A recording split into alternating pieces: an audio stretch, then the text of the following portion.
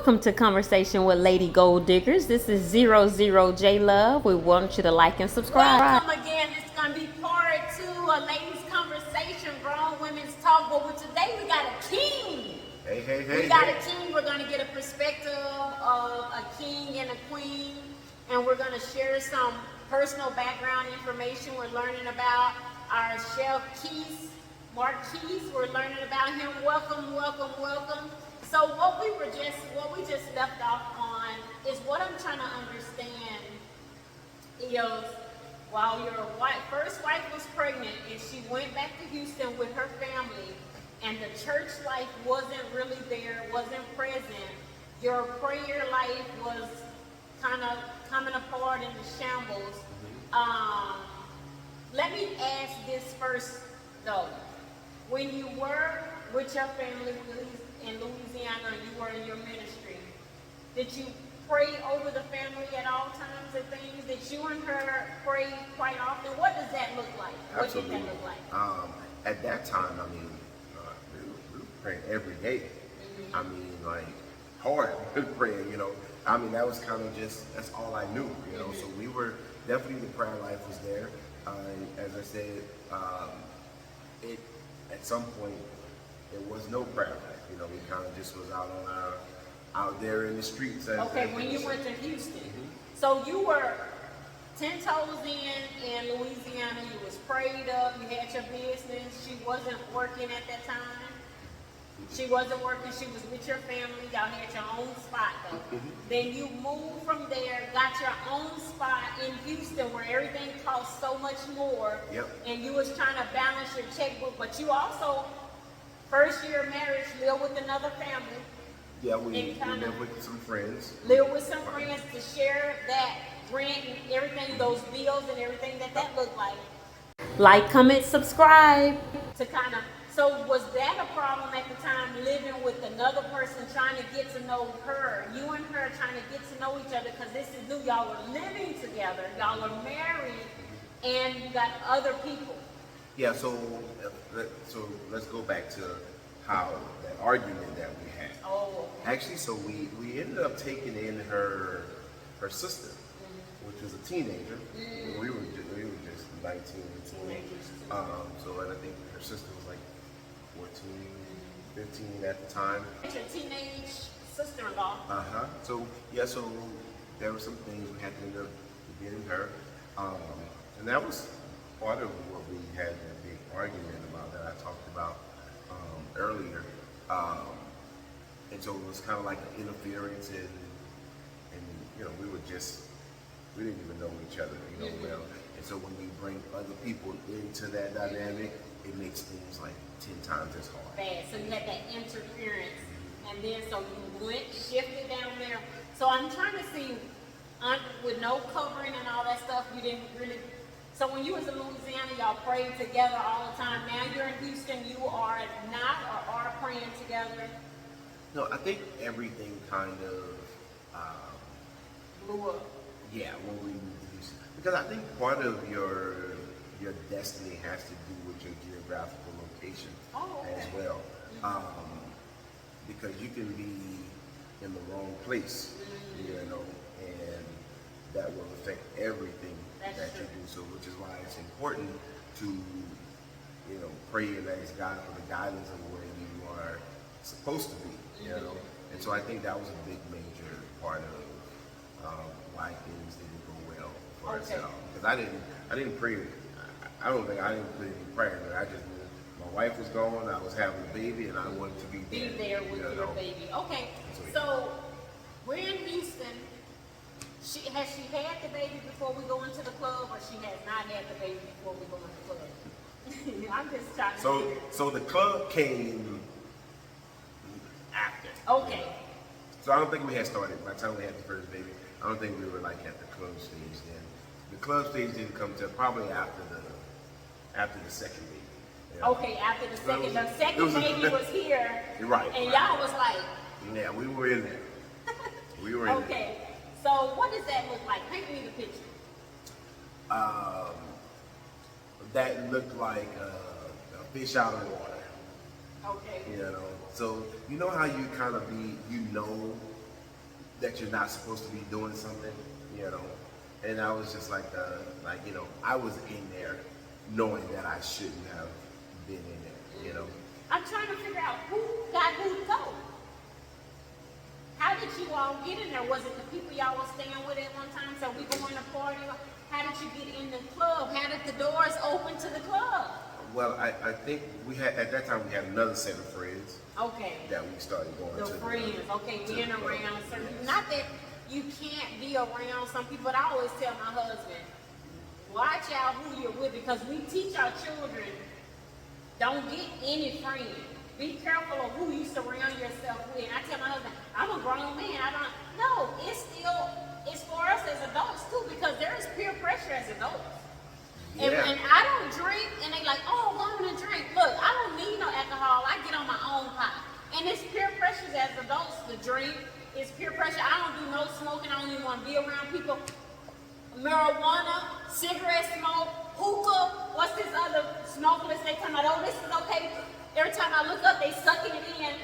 What's that thing called? I have no You idea. know what they saying it's okay, and you can smoke it, and it got flavors. Oh, and the you can- vapes. Vapors. Okay. I don't want to be around none of that. I don't want my look. I always say that's nasty. I don't know. So I can only teach so much, but Yeah, no, that's so peer you're- pressure. Yeah, so let me just hit up. So everybody, your friends, Mm-hmm. your spouse, anybody that's in your immediate circle, you know, is going to affect what you think, Okay. what you do.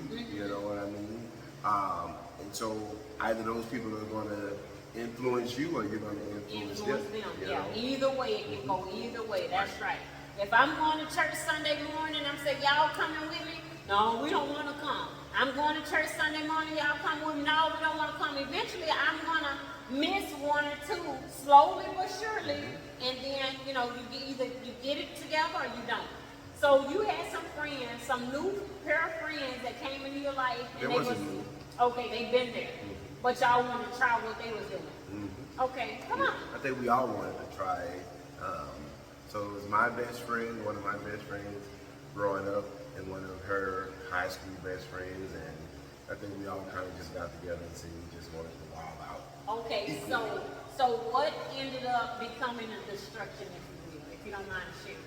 What ended up becoming I think staying out of church for so long. Okay. You know, and I think there's this thing now, and people have these arguments about, should you go to church? You know, is it like, you know, and I think one of the things is that, because they say, oh, you don't need to go to church to be saved, this, that, and other stuff. And that is true, right? But when you are out of an environment that is conducive for, you know, success and, you know, just positive things, when you stay out of that, you're going to naturally do negative things, you know what I mean? Yeah. So if you're not going to church, then what you're going to do? You know, you're going to go to the club. When you're not reading the Bible, you're going to be reading porn. You know, looking at porn. Like it's like it's kind of like a charging atmosphere. You know what I mean? You may not need it to be saved, but and if you want to be productive, be in a positive environment, I think churches, you know, the institution of church is definitely important. So with that said, go to church. Get out of Bedside Baptist. Okay, go to church. Okay, so what I want to know, okay, you're not under the covering. Okay, so let me tell you. So I was a child that my parents, they didn't take us to church. My mother's sister, which is 20 years older than her, she's the one that took us to church. When she could, when we was around her, we would go to church and everything. I'm one of those children where the bus would come to your neighborhood and take the children to church. Thank you, buses. I was one of those children. At my dad's neighborhood, he had a bus system that would come and take us to church. So my dad would line us up and say, what did you learn at church? What did you learn at church? They was at Bedside, but they wasn't even at Bedside Baptist. They was just at Bedside watching TV. They, you know, because, well, you did have a little, what's the old white man that would come on the TV? Oh, there was a lot of them. Okay, they was all They was older all white, white. and then, okay. But back then we didn't even have streaming. Nobody No, was no, streaming. no, church. no. It Have was you just- seen it on TBN? Yeah, or, TBN. Yeah. That's it. That was it. So that was my background. So when I went into my marriage, it wasn't a, if you will, it wasn't a spiritual, religious. It was none of that covering. You understand? Sure. I will say that my husband at the time, I would go to church with him and his mother. Okay. Whenever they would go, they didn't go every Sunday and not often, but when an opportunity presented itself, I would go because we would work, and it wasn't like I'm not working on Sunday because I had to go to church. We didn't. Like, comment, subscribe. But I can remember a time in my marriage where I liked as a child going to church. I did not read. I would turn to this and you read while you was in church, and then you close it up and everything. So that wasn't my covering or anything, if you will. I can remember my dad a few times going to church after he stopped smoking and all of this stuff, but it wasn't a consistent thing, you know. So that was my marriage wasn't under God like it should have been. You see what I'm saying? It wasn't ordained or anything like that, if you will. So with my marriage, and I say the reason why we did not, you know, like, because I didn't have my first son until I was 24. Like, I didn't even want to, that was an accident actually. I was still trying to get my degree because I was at University of Tampa, found out I was pregnant. You know, I'm in the ROTC program. What does that look like? You understand what I'm saying? Do I lose my scholarship? Do I still keep my scholarship or what? So, I still had my scholarship and everything. And then I went into the military. He was 2 years old. And then that's how that was. Then I had my next son until 6 years. You know, 6 years from that, and then I had my baby boy. So mine was a little different. That's why, you know, I said I was 6. So I wasn't really and he wasn't a drinker or anything. He was on his body. He was a bodybuilder. We went to Korea. He was a bodybuilder. So that wasn't, you know, so that was a good, you know, so I'm looking for those things. I knew I didn't want all this drinking because I wasn't a You were drinker. looking for a bodybuilder. No. No. But that don't hurt. That don't hurt. That don't I hurt. got you. So, but you know, we was both clean. We didn't drink a lot of soda. You know, even all of that type of thing. But the other part of it, somewhere in there, and I don't know when, I don't even know if it was when we got married, where I was going, I want to go visit church. It was like you had to drag him almost to go to church. But somewhere in there in his life, he stopped believing in God. But it was after our divorce, but I don't know what that was about, you know? So, but like you said, it's people around you that can pull you to or from. Yep. You see what I'm saying? Like my husband right now, he's like, oh, we don't need to listen to the singing and all that, the word. Let's just go see the preaching. Let's go get the preaching. That's all we need. That's not all we need. You know, we need to get in, like I can always remember my mother warming up for the club. See, you didn't have all that. We had the club. Your mother was ministering and stuff. My mother looked like, you know? And so when she would, I can always remember as a little girl, when she was preparing for the club, she had her, I can't, what's that, that woman name, I can't think of, Millie Jackson. She'd have her little pre-drink, she'd get ready, you know what I'm saying? You got the atmosphere covered. So the same thing when you go to church, you get your atmosphere, like my Pastor Reynolds say, you don't start it Sunday morning. You start it Saturday night. You don't start it Saturday night, you start it Saturday morning. You don't start it Saturday morning, you start it Friday night. Friday morning, with Thursday, you know, all the time at all times. And you're warming up and you're getting that. And you know, when I hear my baby, because I got the Alexa going off at certain times, when I hear my baby boy singing, I'm just like, oh, my baby singing. Then I want to beat him. No, but, so you think, so for my marriage, there was infidelity, right? So, and I'm a real easygoing person.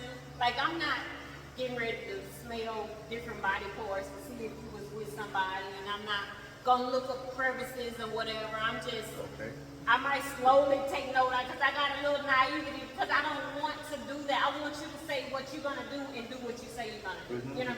Because I don't want nobody to do me like that. Because if I say I'm gonna do this, I'm gonna do that. You know, that's how that goes for me.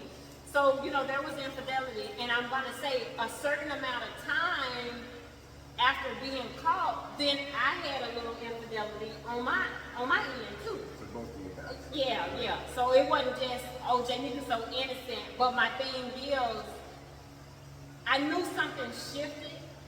I can't say I put my finger on it, but it wasn't what it was, what I had known it to always be. Sure. You understand what I'm saying? It was just something felt like, oh, okay. But, and it was while I was away, like deployed or whatever. So because I couldn't, to be honest, I'm an honest person at my core. So when I'm around you, I can't just be, I'm finna go to the store and I'm sleeping with this dude. You know what I'm saying? That's not what I'm made of, and that's not how I roll. So I was like, no, I can't do that. But I'm watching you and how you move, the husband at that time, and it wasn't in order. Sure. But that was my good friend, best friend, you know, the childhood friend, you know, all those kind of things. Your But husband. at that time, Okay. yes, that's how that was. So for you, how did you know you was coming to the end of your 11-year marriage? Well, so it was kind of a little different. We had our last split at about the 7th year of marriage, and we wouldn't get a divorce until about 4 years after that. Okay. How many splits did you have? Oh shoot, maybe 3. Three. Okay, the first one when you followed her to Houston, and Yep. then somewhere in between there and then within 4 years of marriage. How did you know that this is not going to work? Well, so if I'm being honest, I wanted it to work. I mean, all the way up and through the end. You know what I mean? And then at some point, I realized it was probably maybe 2 years before I actually got the divorce. But y'all weren't living together? No, we wasn't living together, and that was. Were y'all trying some? Yeah, we tried. All the way up until kind of the last. But things just 2 or 3 changed, years. and you can feel the change. Oh, yeah. And then you're still, because at this time, you're 23, No. 24, At this time, I'm probably about 25 years old. 25. And so at 19 and 25, they're different stages in life. Oh yeah, you kind of figure out, you know, what's what, you know, a little bit more. At that time, I was learning more about what a marriage really was and what it was supposed to be, you know, what God, you know. At that time. Yeah, you know, and so I realized that we didn't have a lot of those components, and it wasn't so much because I hear a lot of people say, oh, it just wasn't meant to be and that kind of thing, and I don't believe that, you know what I mean? And when I say that, I believe that when two people get together, you know, God give you, you know, the ability to make a choice and make decisions, and so I think, you know, whether it's infidelity, whether it's financial stuff, like, you know, you choose who you want to be with. It's a choice that we make, you know what I mean?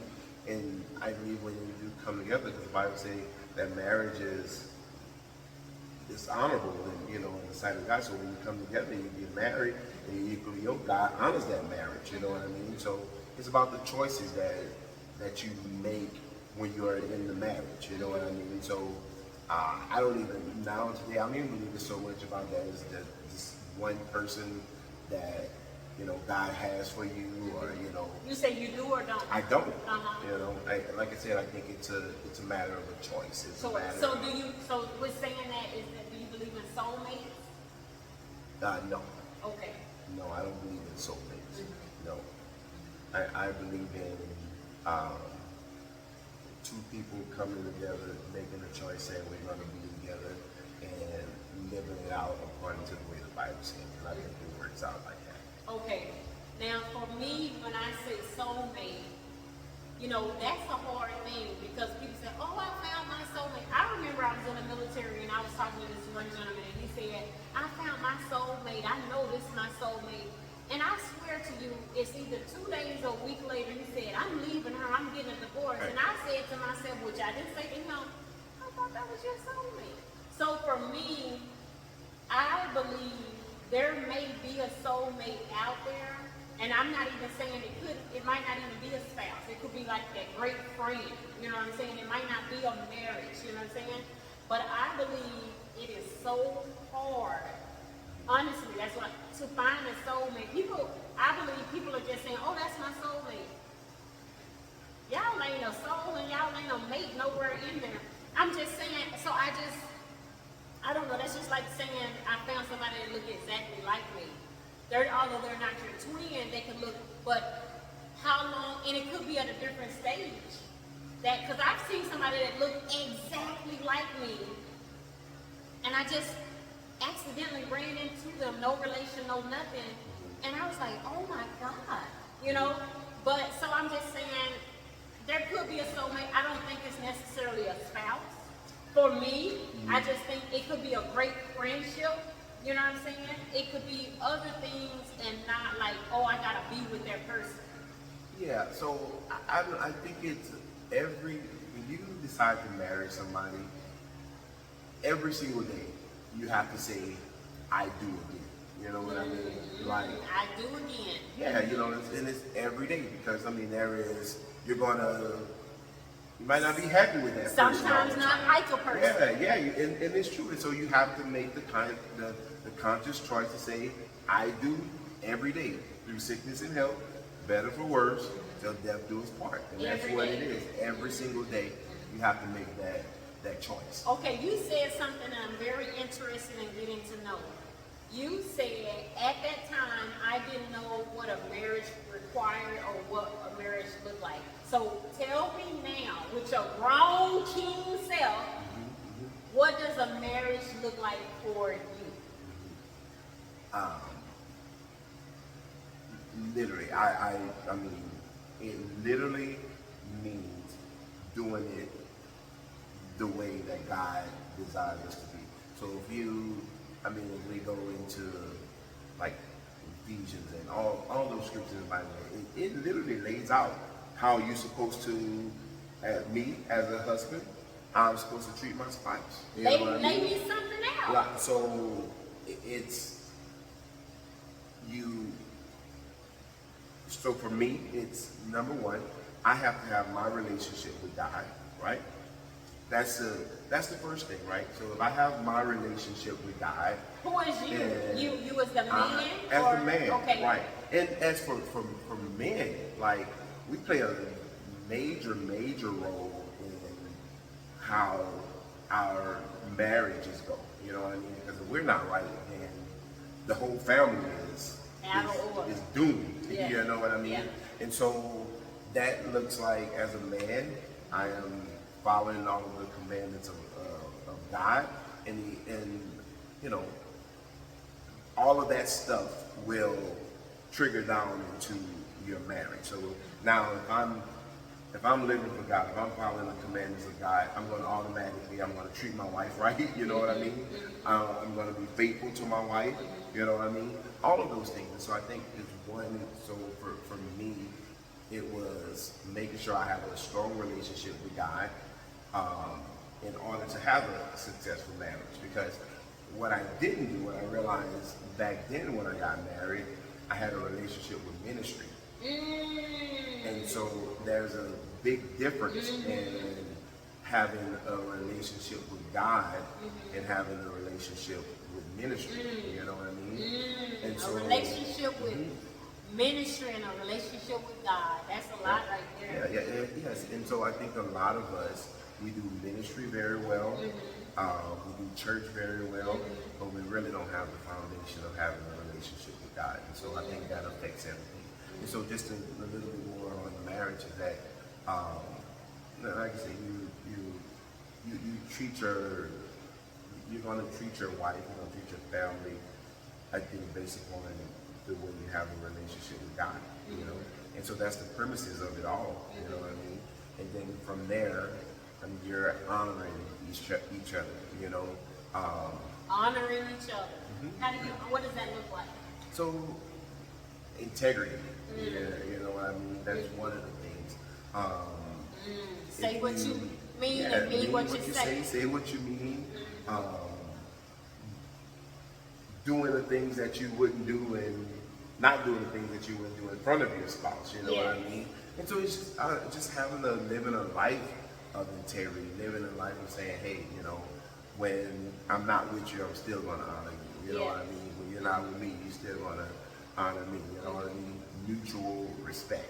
Mutual respect. Communicating well. Oh, is communication very important in marriage? Oh man, like I mean, communication is like one of the key components. Key components. Because when you're not communicating, I mean, there's things that are not even big. Yeah. That you maximize those things when you don't communicate. You know. Yeah. And so sometimes that even looks like little simple things. Like, you know, I didn't like that. You know what I mean? And so when you don't do those kind of things, what happens is that this little thing that you didn't like, you hold that in, you bottle it in, especially women. You guys are really good at that, you know, holding things in, and then it becomes a big old mess when you could have communicated, you know, what happened, you know. And so also just being honest about where you are, you know what I mean? Integrity again. Like, honest about where you are. Just wait, not like where you are in the physical things, like how you feeling. Like, okay. You know, sometimes, you know, we have to search our feelings. Like somebody, I'm bigger on searching my feelings today than I used to be because the response is I'm fine. And I said, wait a minute, Janika, you're really not fine. And I gotta say, and then sometimes I say, you know, it's one of those days, or pray for me. You know, honestly, I'm trying to use more words than I'm fine, because sometimes I'm not fine. And sometimes if people ask me how I'm doing and I'm silent, I'm searching my feelings, to be honest, so I can find out. And it's okay to not be fine. And I think that's a lot of things that we do that. When things are not fine, we pretend that they are fine, and then one day you end up in divorce court. Yes. Because, you know, he wasn't honest about. So communication and what else? What is something else for you? In the marriage? Yes. Integrity, communication, the covering first, and the man relationship. Yeah, I think those. What about your woman's spirituality? Let me ask you this. Go ahead. Oh, what? I want to what? No. Go ahead. Let me ask you this. Are you married now? No. Okay. When you start looking for a woman, whenever that time is, do you have like some things you want covered in that woman that you're looking for? Absolutely. Talk to the people. Absolutely. No, for I don't know. I can only speak for myself, and I think a lot of men might feel the same way. But I think for women, it's real simple for me. You know what I mean? For you, oh, okay. Yeah, you're a simple guy. I feel like I'm a very complex guy. Complex, but he's gonna break it down to simplicity. When I'm talking about the things that I need and want in a woman, okay, it's not that hard. Okay, you know? What you need in one. And so I think for me, it's somebody. One, you have to have a relationship with God. Be able to pray for me. You know what I mean? Pray for you and over you too. And that's the spiritual side of it, right? But I think even more simple than that is just a woman that has the ability to just be cooperative. You know what I mean? Follow directions. Well, if you want to, not so much follow directions, but that's what came to my mind. But I'm thinking cooperative is what you said. Right. And you know, not combative about everything. Because you're gonna lead them. Yeah, you're a leader. If you're gonna be able to lead somebody, you can't have somebody, you know, bumping heads with you all the time. Submissive. So yes, that's what the Bible Were says. you gonna say that, or you was trying to? I was getting to it. Oh, okay. I don't want to jump. No, I don't want to jump nothing. But that's what cooperative. You know, and that word submissive, Lord. I mean, that you know how that when people hear that word, all they hear is you controlling me. You know, control. But it's really not it. I mean, actually, man, you know, the same thing. You're doing the same thing. You're being submissive to your wife as well, too. Yeah. You know what I mean? So it's not a bad word, but just somebody you're going to be able to work with as a team. As a team, you need a teammate. Yeah, it's kind of like people say it, but it's kind of like if you're in business, if you're going into business, you need a good business partner. Same thing with a marriage. You can't go into business with somebody who you can't trust. You can't go into somebody who lazy or not going to put in the work and effort, because the same thing in a marriage is a lot of work. You it's don't a want lot them of to be effort. lazy. Yeah, and so you need that person that you can work together, so that way you can build something. Teammate. You know what I mean? To build, yeah. Because you never. And so let me just tell you something. We talked about my first marriage, but I was married twice, short-lived. I don't want to get into all of that, but the person that you are with really, really determines how far you go in life. How far you know that is so right. How far you go in life. The person that you marry can determine how far you go in life. Right. Because and the reason why I say that is because I got into my second marriage, and it was toxic, to say the least, right? Very, very toxic on so many levels, on my end too as well. I thought I was ready when I think we talked a little bit about that off camera, but I knew I shouldn't have did that anyway. But it was toxic. But let me tell you, the duration of that whole period, for about 2.5 years of my life, I couldn't accomplish anything.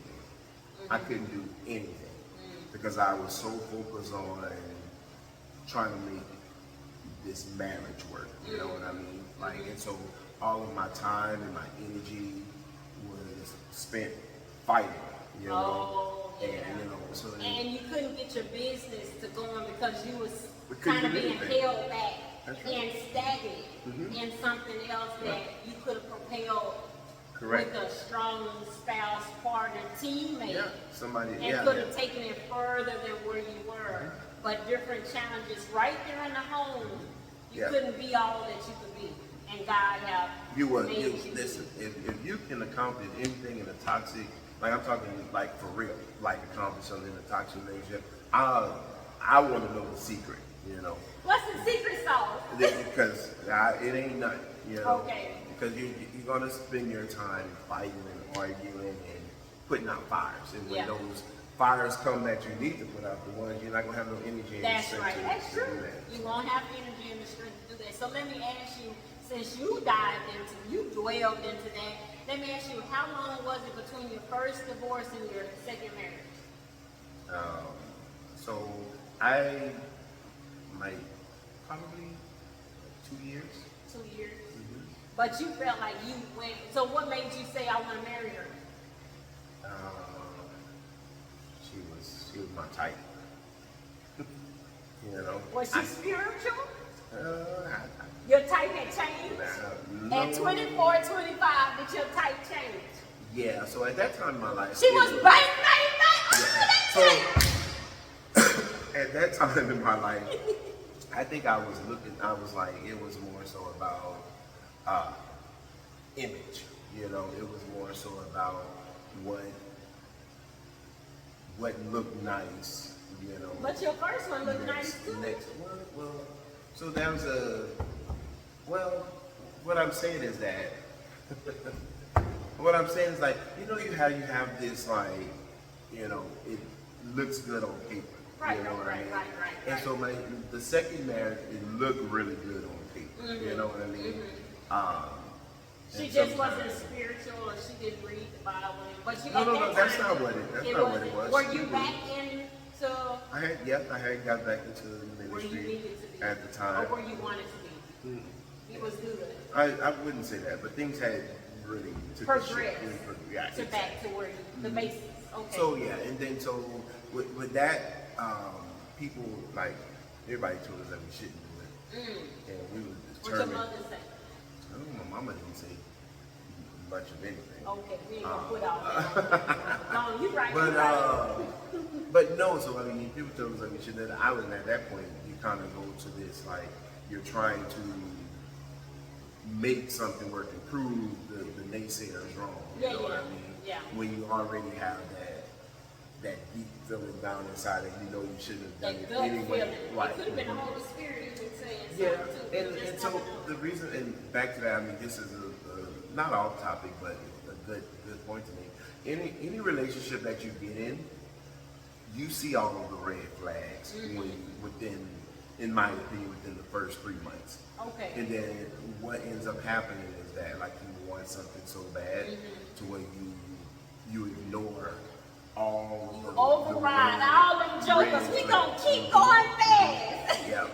And so it was a lot of things that I seen at the very beginning of that, and I just overlooked it because You was like, it's not I that wanted bad. it. Oh, you wanted it. Yeah, You kind you of know. said it wasn't. It's not that bad. It that's can't right. be that bad. No, it was Something- bad. I knew it was bad, but Oh, you knew it was bad. she looked good enough for me to Overlook the overlook badness. the- All right, she was banging like I said. He said he got it tight. Okay. Yep. So I had a type. Oh, you had it tight. That's over with. Yeah, that's what. We done put that in the back pocket and we gonna That's keep on moving. that's forward. immature. So yeah, you mess around, you have a type, and then you be miserable, and you don't have no peace. No so peace. For me Oh, you want some peace for now. me at 39, peace is more important than Peace the type. is more important than that banging type. Yep. Okay, so we covered what you that team made, somebody's cooperative, submissive, that allowed a man to take lead. Yeah, I mean, absolutely. is All of that- that is that's- Am I right? I'm just trying to make sure Absolutely. I'm covering your Absolutely. communication. What about finances? No, I don't think men, we don't care about the woman's finances. She can come with a whole bunch of mess. Yeah, I don't think we as men. You don't think so? No. You feel like I'll take care of that. Is that how you come in like that? Well, I think that men and women are different. You know, when y'all are looking for somebody, the very first thing y'all want to know, what do you do for a living? You know, because one of y'all things for women is that you want the security. Okay, You yes, know what I yes, mean? yes. You want to know that I that agree. man, right? You want to know that man can take care of you, but Right. naturally, it's not a woman's job to take care of a man. So I find her Praise finances God. is not at the top of that list. All Yeah. right, you all right with me now. You all right with me. You all right with me. Praise God. We get glory. So, yeah. Okay, so since you said that, let's bring this up. Is it 50-50 in the house, or what is it? No, so I don't believe in the 50-50 or 80-20 or whatever you have. I think you have to do what works for your family. You know what I mean? What And- works for your family? Okay. Yeah, you have to do it because in different seasons of your life, everything is not going to be equal. You know, at some point in that marriage, she might be making more than you. You may be making more than her, and so it may not be a 50-50. And then we're just talking about financially, but even when we talk about emotional and You've been watching my mentally- videos? What video? Emotional and mental. Come on, Yeah. come on. So that's not going to always be 50-50. What happens when when your spouse loses a mother or loses a sibling? You know, are they in a season of depression or something? You know, you can't expect her to give 50-50. She might be giving 20, and you might need to give the 80. You know, so I think you have to recognize where you are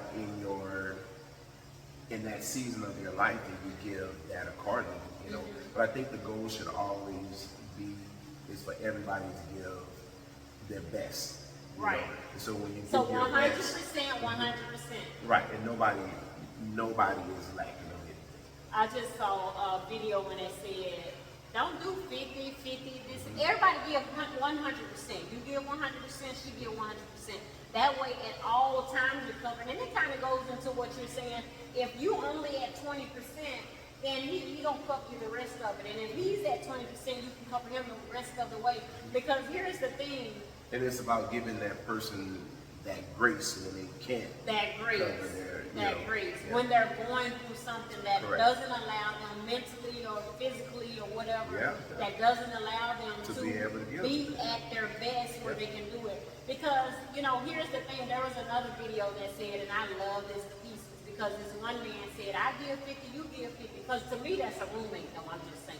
Yep. And she said, we ain't gonna do it like that. And she was saying 100%, because anyway, if you are doing 100%, we're under your umbrella as the man that you gonna cover down and we got everything else. But what she was saying and what she was breaking down is, I gotta cover you, I'm working, I got the children, I got the house, and then you want me to provide you sex and I got to take care of everything, then I'm drained because some of it is gonna fall on the children. If the man is at 50% and we're doing all of this, some of that's falling on the children are even covering what the woman has missed because this man is somebody who's 50%. So then we all out of order, number one. But number two, he at 50%, the woman is, because we're talking about like a person that wants the woman to do everything. Because now that we work, a lot of women work, not all of us, but a lot of women work, and we still man everything day-to-day interaction. We're out of balance, Yeah. because we talk about nurturing, we're talking about femininity, you know what I'm saying? But we out here in the world with the men and everybody else, so how can we keep in order and submissive, you know what I'm saying, or cooperative when we battling out here? And her point was, I gotta go out here and appease a man while I'm working, and then I gotta come home and appease you, and then I gotta get the children in the house and all that in order. So it's, it's out of balance. So Yeah, and so that's why I said a little bit earlier that you have to literally do what works for your family. And so that goes into knowing each other's strengths and weaknesses. for your teammate. Right. So if I'm good at this particular thing in the house, let me take care of this. You know what I mean? If you're good at that, let me take care of that. Like for me, I've always been so cooking has always been a passion for me. I mean, by profession, I cook. But like I would come home from work. I don't mind coming home from work, cooking. Because that's what I do. It comes natural for me. Something that may take her 2 hours to do, I can cook that meal in 30 minutes. You know what I mean? And so those are just little simple things that when you know your partner's strengths and weakness. If I'm good at just because I'm the man, that doesn't mean that I have to manage the money. Okay, yeah. If that's not my strong that's suit, right. then I'll let you handle the money. Okay, we talking about money. Let me just ask you. Let's just go on your next. Whenever you get married again, do you want to get married again? Absolutely. Okay, so whenever you get married again, do you combine your money with whoever you marry, or do you have an account, or does she have an account? How does that look? Yeah, well, for me, I mean, I don't think you have. I mean, it's okay to have separate accounts, but if you're a team, if you're building something together, building a legacy for your family, I mean, you have to combine those things. You know what I mean? Because it just shows separation on so many levels. You know what I mean? And when I say that, like again, it's okay to have separate accounts, but that shouldn't be something that your spouse doesn't know about. You hiding money here because you don't want your spouse to know, for a backup. Backup, You escape know, plan. yeah, and that's you're already planting bad seeds in your marriage. When you're doing things like that, because you're always planning your exit strategy. Right, okay, so at your grown age, because this is what I remember when I was in my 30s and all that stuff, somebody was saying, girl, I've been managing my own money for so long that I don't even want nobody, and at the time she was like, I pay my mother's bills and all that, and I don't want nobody to tell me I can't do that. So that was her thought process going into it. So you're saying combine your accounts. You can have like a savings or a checking or whatever on the side for like maybe your play account or whatever, but it's not anything that your husband should not know about. Correct. Or your spouse. Yeah, the wife or husband. Yeah. Okay. Correct. Okay. And I think if you had that friend, woman, whoever you're talking about, I think if you're at that place in your life, and I get it, you know what I mean? You have to really like check yourself to figure out what that thing is, you know, why you feel, oh, I don't want anybody to tell me what I can and cannot do, you know. And a lot of those things come from, you know, traumas and past hurts and mistrust and you know, in other relationships, or it could even be just how we were raised and how we see things growing How up. we were raised. That's so important. Do you know that? Yeah, absolutely. How your possible spouse was raised can say so much about them. They're either running from it or that's who they are. You know what I'm saying?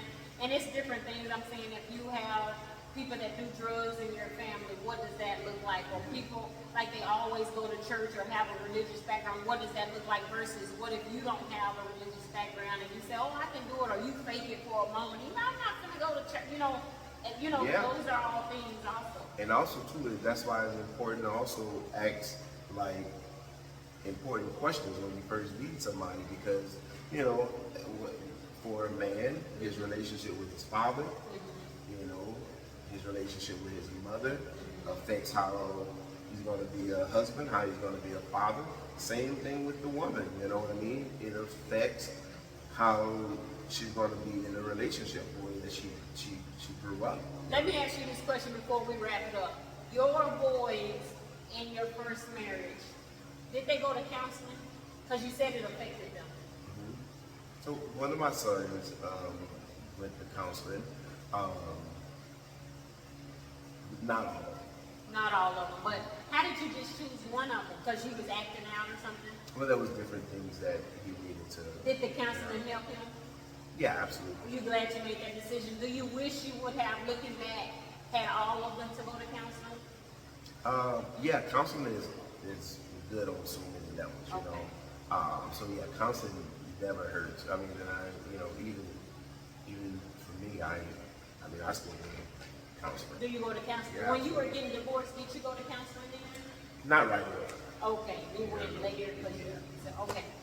All right, we are coming to a conclusion on this, and I do want to say, for me, and I don't have it written down, but I know for me in a marriage what is important. I want to say what I have changed so drastically a lot of things.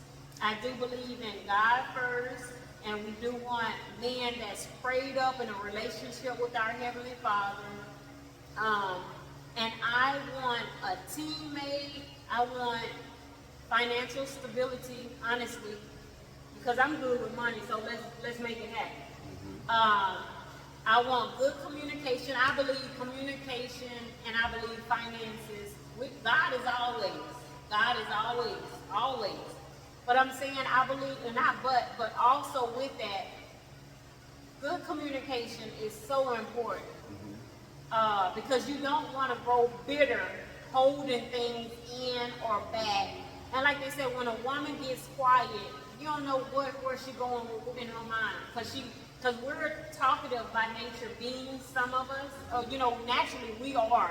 But, you know, some of us are different personalities and everything. So communication, finance, a teammate is a must. Because I double down on what he said. If you have somebody with you on your same team and the same playing atmosphere, then y'all can just propel each other. You want to go parallel. You don't want to grow in a relationship this way. You want to grow together. But you also want to be able to push your spouse into being the better person and the best that they can be. Like they say, women are a multiplier. You know what I'm saying?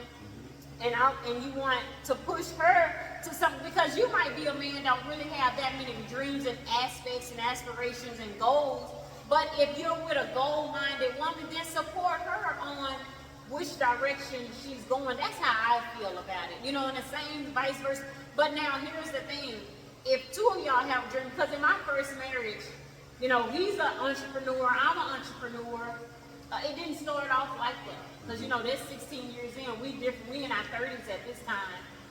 19 into 30s. So he became an entrepreneur. I became an entrepreneur.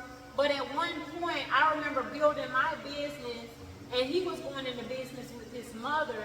And I told him, because I had started mine first, I said, "What? Don't do that yet, because now our money is going like this because you trying to do something and I'm trying to do something, and because his mother is his great friend, you know what I'm saying? So he's trying to appease her versus I'm kind of left out there. You understand what I'm saying? So that's a whole nother conversation playing field. I'm just sharing this, but if our vision was intact, if he could have supported me on throughout mine, because theirs didn't even, not that anything is anything, but theirs didn't even last that long.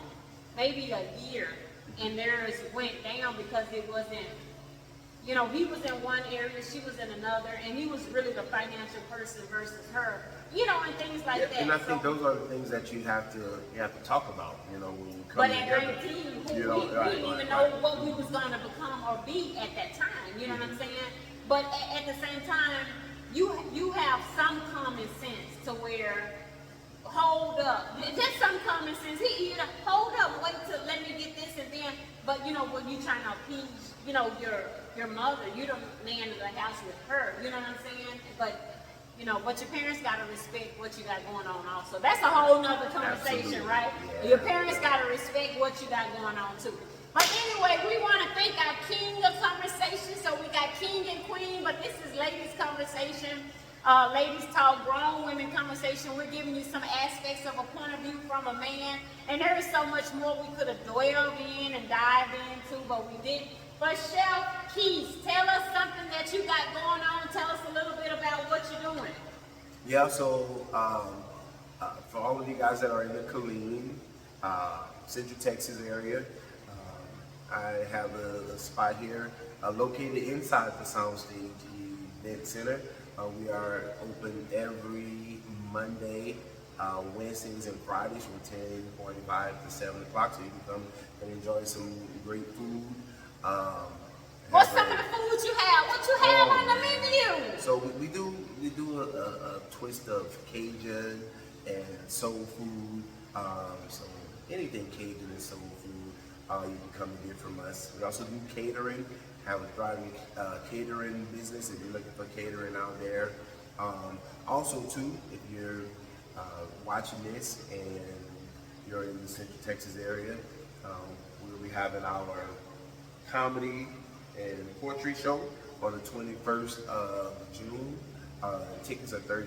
We have a great show. We have a good friend of mine from Nashville, Tennessee, comedian Just Will.